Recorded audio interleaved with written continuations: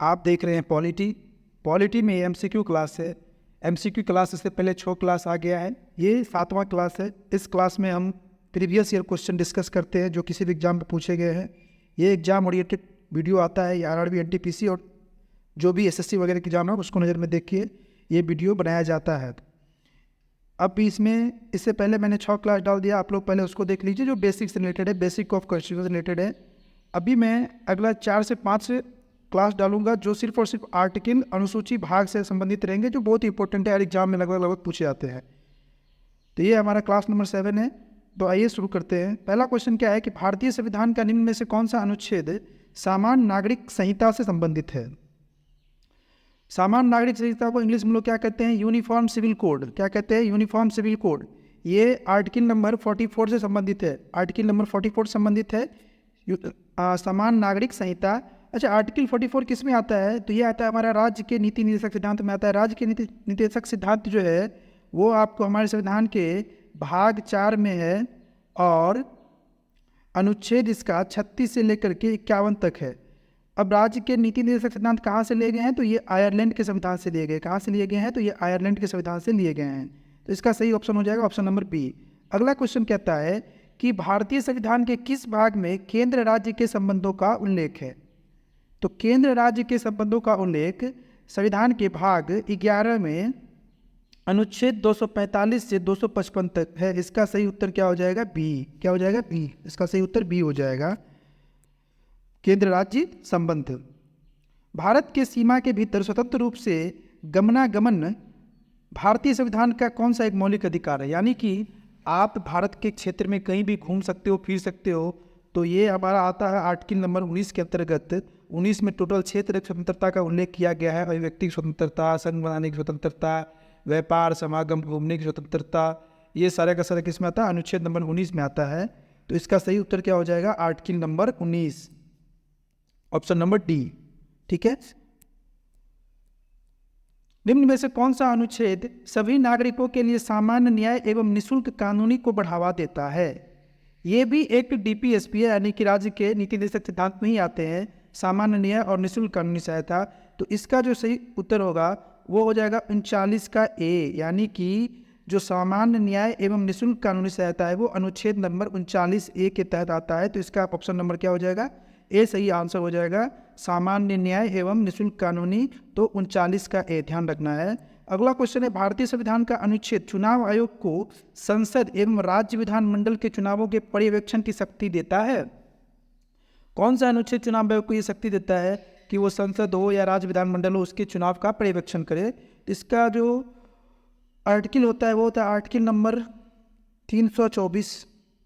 कहाँ है article number 324, तो सी, ऑप्शन नंबर सी इसका सही उत्तर हो जाएगा, आर्टिकल नंबर 324। भारत के संविधान का कौन सा अनुच्छेद भारत के राष्ट्रपति के महाभियोग के प्रावधानों के बारे में बात करता है। तो बात करता है महाभियोग की। तो ध्यान रखिएगा जब महाभियोग की बात हो तो आर्टिकल नंबर 61 ध्यान रखिएगा, इसको रट जाइए, आर्टिकल नंबर 61 महाभियोग, आर्टिकल नंबर 61 महाभियोग। ठीक है, आर्टिकल नंबर 61 किस संबंधित है, महाभियोग से। 54 किस संबंधित, राष्ट्रपति का चुनाव से। 63 उपराष्ट्रपति संबंधित है। तो 61 क्या हो जाएगा हमारा, महाभियोग। किस पे, तो राष्ट्रपति पे। भारतीय संविधान का कौन सा अनुच्छेद व्यवस्था करता है कि प्रत्येक भारतीय राज्य में एक राज्यपाल होगा।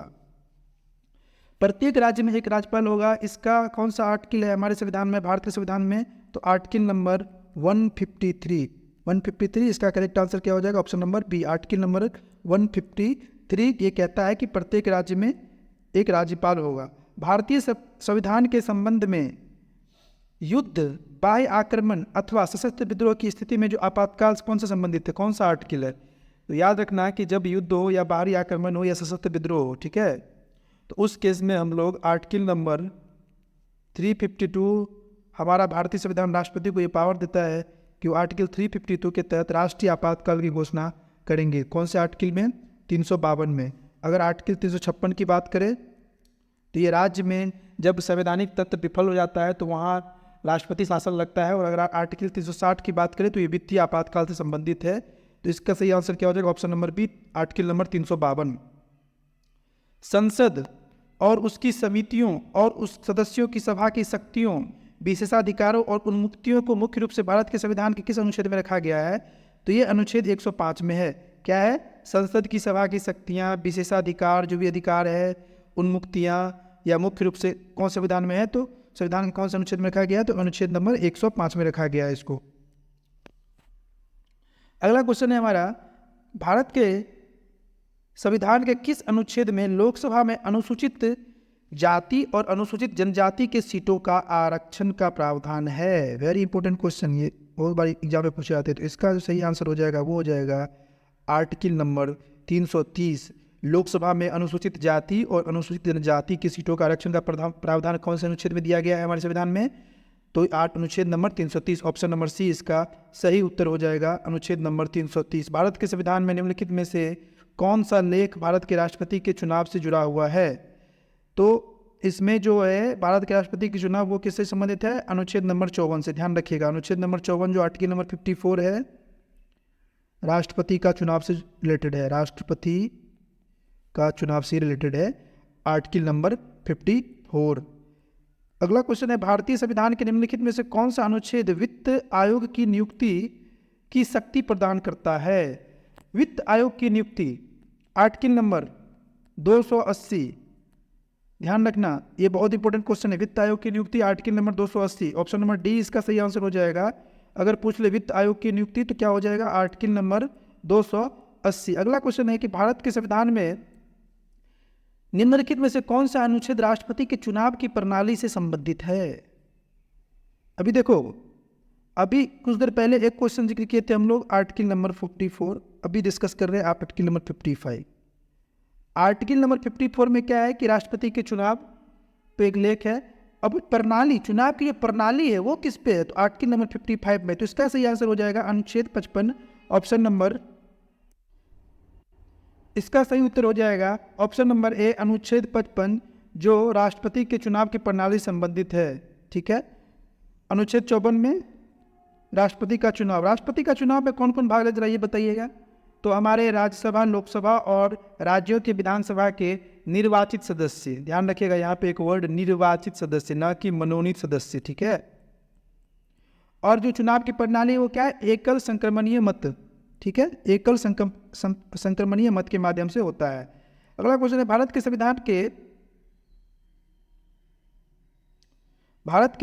संविधान के अनुच्छेद के अनुसार सदन की बैठक करने की गणपूर्ति सदन के सदस्यों की कुल संख्या का 10वां भाग होता है। ये कौन से अनुच्छेद में दिया गया है कि अगर सदन का जो कुल संख्या उसका 1/10 पर अगर सदस्य उपस्थित रहेगा तो ही गणपूर्ति पूरा माना जाएगा, नहीं तो गणपूर्ति पूरा नहीं माना जाएगा।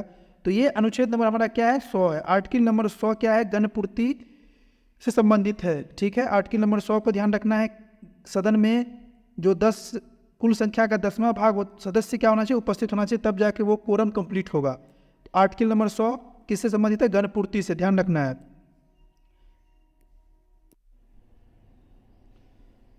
अगला क्वेश्चन है, सर्वोच्च न्यायालय के न्यायाधीशों की नियुक्ति राष्ट्रपति के द्वारा भारतीय संविधान के अनुच्छेद किस अनुच्छेद के तहत की जाती है? यानी कि सर्वोच्च न्यायालय के जो भी न्यायाधीश होते हैं उसकी नियुक्ति राष्ट्रपति कौन से आर्टिकल के तहत करते हैं? तो इसका सही आंसर हो जाएगा हमारा आर्टिकल नंबर 124(2). ध्यान रखना है, ऑप्शन नंबर बी इसका सही उत्तर होगा, आर्टिकल नंबर 122। अगला क्वेश्चन है हमारा, भारतीय संविधान का कौन सा अनुच्छेद विभिन्न आधारों पर किसी भी भारतीय नागरिक के साथ भेदभाव से संबंधित है? तो भेदभाव किसमें है? धर्म, जाति, नस्ल, लिंग आदि के आधार पर। तो आर्टिकल नंबर 15 मौलिक अधिकार, आर्टिकल नंबर 14 से 18 समानता का असमता का अधिकार, इससे रिलेटेड है। तो इसका सही आंसर हो जाएगा अनुच्छेद नंबर 15 जो क्या होता है? विभिन्न आधारों पर किसी भी नागरिक के साथ भेदभाव से संबंधित है। अनुच्छेद नंबर 15 इसका सही आंसर होगा। भारतीय संविधान में कितनी अनुसूचियां हैं? क्या ये बताना पड़ेगा? इसका उत्तर तो अब सब जानते हैं, अनुसूचियां 12। कितने हैं? 12। ऑप्शन नंबर 20 का सही आंसर होगा। लेकिन जब संविधान बना था उस समय कितना था? 8 था। बाद में अब लोगों ने 4 अनुसूचियों को जोड़ा है, अनुसूची 9, 10, 11, 12। 9 को अब जोड़ा था तो पहला संशोधन 1951 में भूमि अधिग्रहण। 10 कब जोड़ा था? 52वां 1985 में। दल बदल 11वां 73वां 1992 और 12वां 74वां 1992 पंचायती राज नगर पालिका। ध्यान रखना। भारतीय संविधान के किस अनुच्छेद में अस्पृश्यता उन्मूलन के विषय में उल्लेख किया गया है? तो अस्पृश्यता उन्मूलन अनुच्छेद 16 किससे है? अवसर की समता, समान नागरिकों को अवसर की समता, ठीक है। अनुच्छेद 21 जीवन और व्यक्तिगत स्वतंत्रता, अनुच्छेद 25 धार्मिक स्वतंत्रता से रिलेटेड है, और अनुच्छेद 17 इसका करेक्ट आंसर क्या हो जाएगा? अनुच्छेद नंबर 17 जो अस्पृश्यता का उन्मूलन है वो किससे रिलेटेड है? अस्पृश्यता का उन्मूलन अनुच्छेद नंबर 17 से रिलेटेड है। मौलिक अधिकार अनुच्छेद नंबर 17। कौन सा अनुच्छेद भारत के जम्मू कश्मीर राज्य से संबंधित है? तो जम्मू कश्मीर जो न्यूज में रहा था ये सब जानते होंगे कि 370 जो ऑप्शन नंबर सी है, तो इसका करेक्ट आंसर क्या हो जाएगा? ऑप्शन नंबर सी अनुच्छेद नंबर 370 से जम्मू कश्मीर राज्य से संबंधित है। भारत के संविधान का कौन सा अनुच्छेद मौलिक कर्तव्यों के बारे में बात करता है? मौलिक कर्तव्य भाग इसका पूछ लेगा कौन सा है? तो 4 का ए। अनुच्छेद पूछ लेगा तो कौन सा है? 51 का ए। क्या हमारे संविधान में मौलिक कर्तव्य जब संविधान निर्माण हुआ था उस समय था? बिल्कुल नहीं। 42वां संशोधन 1976 में स्वर्ण सिंह समिति की अनुशंसा पे हम लोगों ने मौलिक कर्तव्य को अपने संविधान में ऐड किया था, ठीक है। ये कहाँ से लिया गया है? तो रसिया से लिया गया, USSR से लिया गया है। इसके बारे में कुछ और जान लेते हैं, कितने मौलिक कर्तव्य है। तो जब ये ऐड किया गया था उस समय 10 था, अभी कितना है? 11वां है। जो 11वां ऐड किया वो कौन सा था? तो 86वां संशोधन 2002 में 6 से 14 वर्ष के बच्चों की निःशुल्क शिक्षा, इसको भी हम लोगों ने कर्तव्यों में मौलिक कर्तव्य में ऐड कर दिया था। तो इसका करेक्ट आंसर हो जाएगा आपको मौलिक कर्तव्य है तो बी, ऑप्शन नंबर बी 21 का ए। बढ़ते अगला क्वेश्चन की तरफ। खेल का विषय भारतीय संविधान की किस सूची में आता है? ये तो बड़ा इंपॉर्टेंट क्वेश्चन है भाई। खेल का विषय ये सीरियल का पूछा हुआ शायद क्वेश्चन है। खेल का विषय अगर बात करें तो ये राज्य सूची में आता है, ध्यान रखना। अब हमारे संविधान के 7वीं अनुसूची में 3 तरह की सूचियाँ दी गई है, संघ सूची, राज्य सूची और संघ सूची, राज्य सूची और समवर्ती सूची। संघ सूची में कौन कानून बनाता है? तो केंद्र बनाता है। वर्तमान में कितनी संघ सूचियाँ हैं? तो 100 है। पहले कितनी थी? 97 थी। राज्य सूची पे राज्य सरकार का अनुमान वर्तमान में कितने हैं? 61 है। पहले कितनी थी? 66 थी। और समवर्ती सूची में केंद्र और राज्य दोनों बना सकते हैं, लेकिन केंद्र की प्राथमिकता अधिक रहेगी, ध्यान रखिएगा इसको। भारतीय संविधान की किस अनुसूची में पंचायती राज संस्थाओं के प्रावधान शामिल हैं? तो अनुसूची पूछ रहा है, तो अभी मैंने पढ़ाया था आपको कि 11वीं अनुसूची में हम लोगों ने संशोधन किया था। कौन सा? तो 72वां संशोधन 1900 कब किया था? 73वां संशोधन 1992 किया था, जिसमें हम लोगों ने एक नया अनुसूची ऐड किया था 11वां। उसमें हम लोगों ने पंचायती राज संस्थाओं का प्रावधान शामिल किया था। तो इसका ऑप्शन उत्तर हो जाएगा 22 का बी। क्या हो जाएगा? 11वीं अनुसूची। पंचायती राज संस्था किससे संबंधित है? 11वीं अनुसूची से संबंधित है। अब देखो अगला क्वेश्चन क्या है। भारतीय संविधान के निम्न में से किस अनुच्छेद का संबंध धार्मिक स्वतंत्रता के अधिकारों से है? तो धार्मिक स्वतंत्रता के अधिकारों से हम लोग पढ़े थे कि 25 से लेकर के 28 तक जो अनुच्छेद है मौलिक अधिकार, वो धार्मिक स्वतंत्रता से रिलेटेड है। अब आप इसमें कर लीजिए 20 नहीं, 30 नहीं, 15 नहीं, 25। ऑप्शन नंबर डी इसका सही उत्तर हो जाएगा, अनुच्छेद नंबर 25, ठीक है। भारतीय संविधान की 6ठी अनुसूची का निम्न में से किस राज्य के आदिवासी क्षेत्रों पर नियंत्रण नहीं है? अभी देखो 6ठी अनुसूची में 4 राज्यों का जिक्र किया गया है। वो 4 राज्य कौन कौन है? असम, मेघालय, त्रिपुरा और मिजोरम, ठीक है। इन चारों में जो है, इसमें देख लो त्रिपुरा, असम, मेघालय, मणिपुर नहीं है। तो इसका सही आंसर क्या हो जाएगा? मणिपुर। यानी कि 6ठी अनुसूची में जो 4 राज्य हैं, इसको ऐसे याद करना पड़े ना। तो जैसे कि ये हमारा एक भारत का मैप है ना, ऐसे जो भी है, यहाँ पे है तुम्हारा क्या है? मेघालय है। यहाँ पे क्या है? असम है। असम तो ऐसे फैला हुआ है, तो ये लोअर निचली असम का पार्ट है। ये हमारा त्रिपुरा है, ये मिजोरम। याद करना है कि जो चारों इस साइड सटा राज्य है उसको याद करना है, मेघालय, असम, त्रिपुरा और मिजोरम। तो इसका सही उत्तर क्या हो जाएगा? ऑप्शन नंबर ए मणिपुर हो जाएगा। अगला है, भारतीय संविधान के किस भाग में केंद्र शासित प्रदेशों से संबंधित प्रावधान है? भारतीय संविधान के किस भाग में? तो इसका सही उत्तर हो जाएगा भाग 8, ऑप्शन नंबर ए। अगर पूछे कि कौन से पार्ट में केंद्र शासित प्रदेश से संबंधित प्रावधान है, तो भाग 8 याद रखिएगा। भाग 8 में केंद्र शासित प्रदेशों से संबंधित प्रावधान दिए गए हैं। अगला क्वेश्चन है, भारतीय संविधान का कौन सा अनुच्छेद राष्ट्रपति के चुनाव के बारे में बात करता है? अभी जिक्र किए, बताना ही नहीं है। 54, 55। अगर राष्ट्रपति के चुनाव की बात करें तो 54, चुनाव प्रणाली की बात करें तो 55। दोनों को एकदम कन्फ्यूज नहीं करना है, दोनों में कन्फ्यूज नहीं करना है। अगर राष्ट्रपति के चुनाव की बात करें तो आर्टिकल 54, अगर प्रणाली की बात करें तो 55। चुनाव में क्या देखना है? चुनाव में देखना है क्या लोकसभा, राज्यसभा और राज्यों के विधानसभा से निर्वाचित सदस्य ही शामिल होंगे। और चुनाव प्रणाली तो क्या होता है, एकल संक्रमणीय मत, ये होगा आपका। अच्छा, इसमें 51 का क है, ये किसी संबंधित है तो मौलिक कर्तव्य, ध्यान रखना है। अगला क्वेश्चन क्या है, भारतीय संविधान का कौन सा अनुच्छेद जीवन की रक्षा और व्यक्तिगत स्वतंत्रता की गारंटी देता है? क्या ये बताना पड़ेगा? अनुच्छेद हमारा 21 है, इसका आंसर सही क्या हो जाएगा? अनुच्छेद नंबर 21। अनुच्छेद नंबर 21 ही तो है जिसमें हम लोग को जीवन की रक्षा और व्यक्तिगत स्वतंत्रता के बारे में बात की गई है। ऑप्शन नंबर सी इसका करेक्ट आंसर हो जाएगा, अनुच्छेद नंबर 21 हो जाएगा। ठीक है, अगला क्वेश्चन क्या है वो देख लो। 73वें संवैधानिक अधिनियम ने भारतीय संविधान में कौन सा भाग जोड़ा था? तो 73वां, 74वां, 1992, इसमें हम लोग 11वीं अनुसूची, 12वीं अनुसूची क्या था? तो पंचायती राज और नगर पालिका संबंधित है। पंचायती राज अब भाग पूछ रहा है तो इसमें हो जाएगा, भाग हो जाएगा आपका भाग 9। भाग 9 का क्या होगा? इसका आंसर हो जाएगा भाग 9। ठीक है, भाग 9 ही होगा इसका आंसर, क्योंकि भाग 9 का जो ए है वो हो जाएगा आपका नगर निगम, और भाग 9 का बी है वो हो जाएगा कोऑपरेटिव सोसाइटी। तो इसको ध्यान रखना है। 73वां संशोधन 1992, भाग 9, पंचायती राज, क्लियर है। अनुसूची कितना है? 11। ठीक है, आगे बढ़ते हैं। किस अनुच्छेद के तहत भारत के प्रत्येक नागरिक को स्वास्थ्य का अधिकार दिया गया? ये तो कहीं पढ़ा ही नहीं कि स्वास्थ्य का अधिकार कौन सा अनुच्छेद से दिया गया है।